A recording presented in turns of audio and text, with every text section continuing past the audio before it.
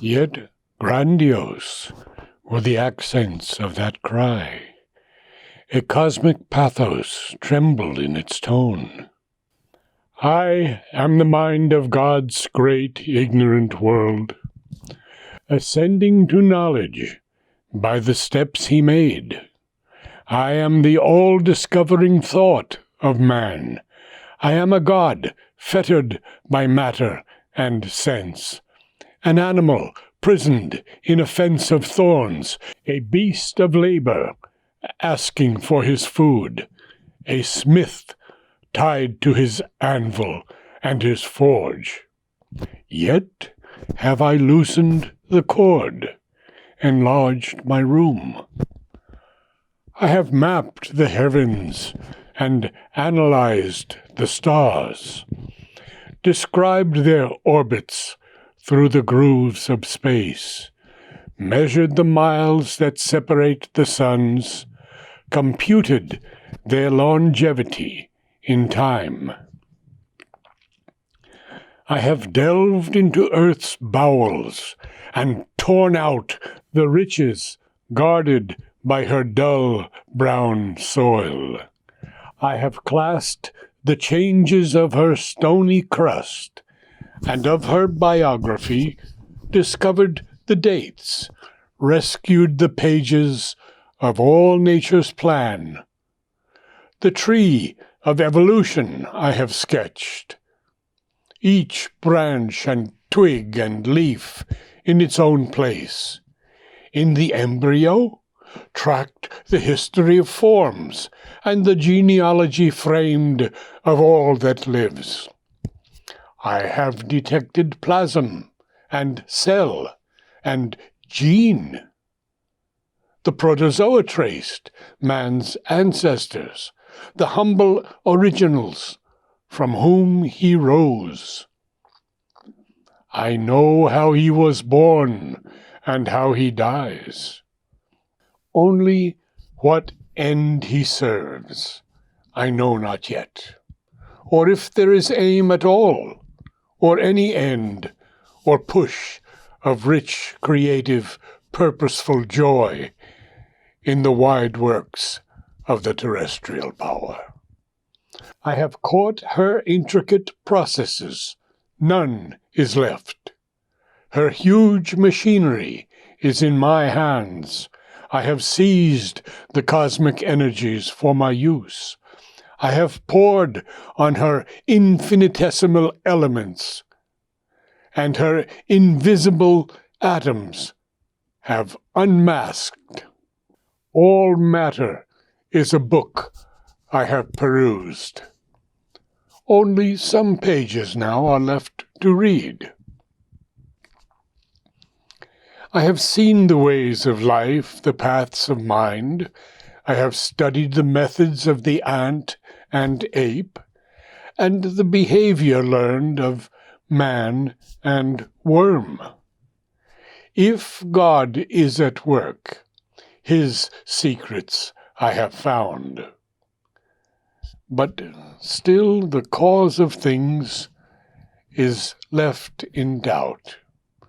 Their truth flees from pursuit into a void. When all has been explained, nothing is known. What chose the process? Whence the power sprang? I know not, and perhaps shall never know. A mystery is this mighty nature's birth.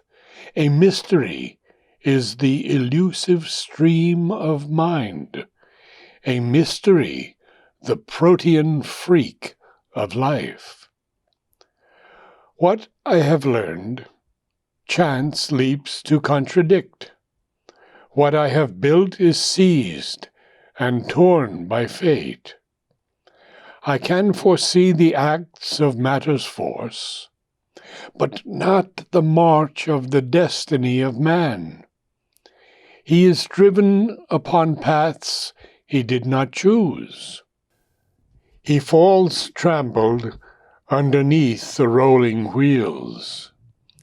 My great philosophies are a reasoned guess.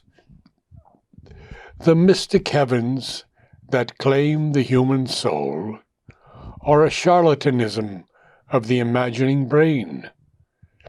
All is a speculation or a dream. In the end, the world itself becomes a doubt. The infinitesimal's jest mocks mass and shape. A laugh peals from the infinite's finite mask.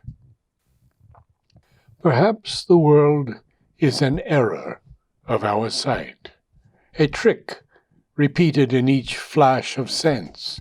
An unreal mind hallucinates the soul with a stress vision of false reality.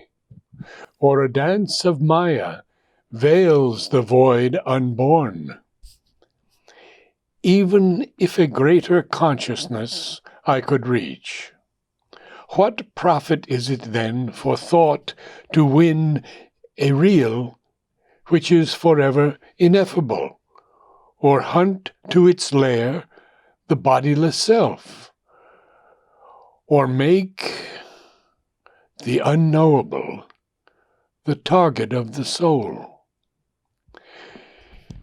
Nay, let me work within my mortal bounds, not live beyond life, nor think beyond the mind.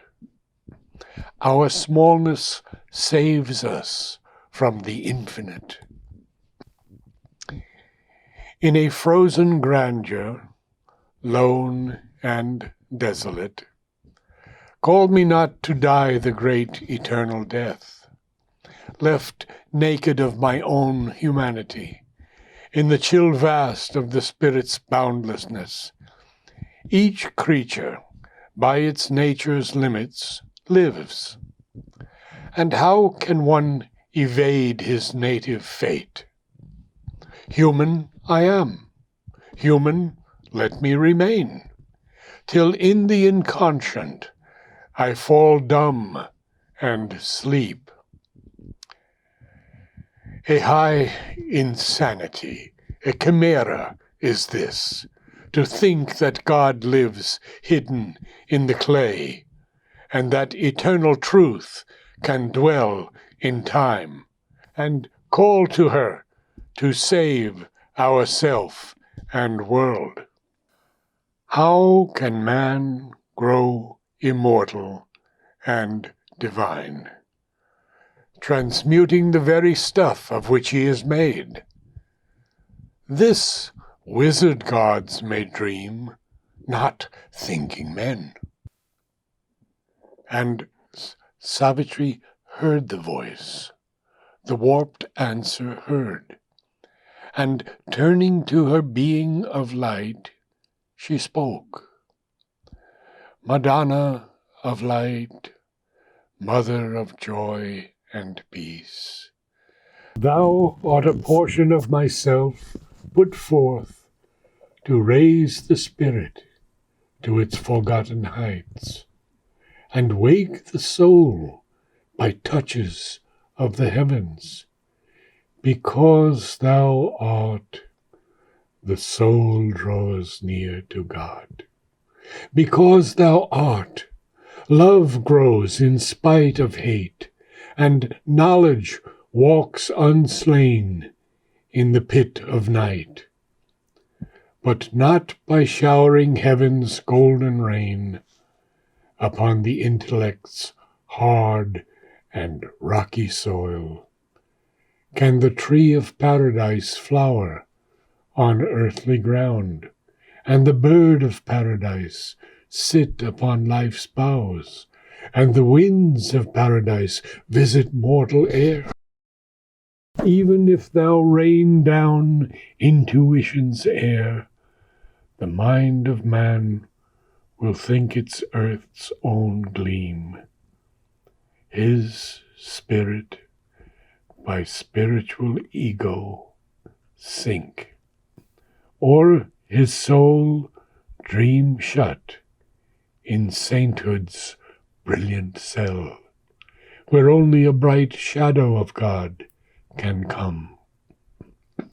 His hunger for the eternal thou must nurse, and fill his yearning heart with heaven's fire, and bring God down into his body and life.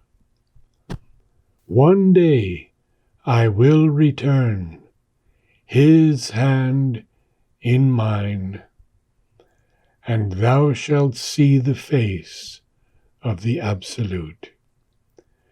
Then shall the holy marriage be achieved. Then shall the divine family be born.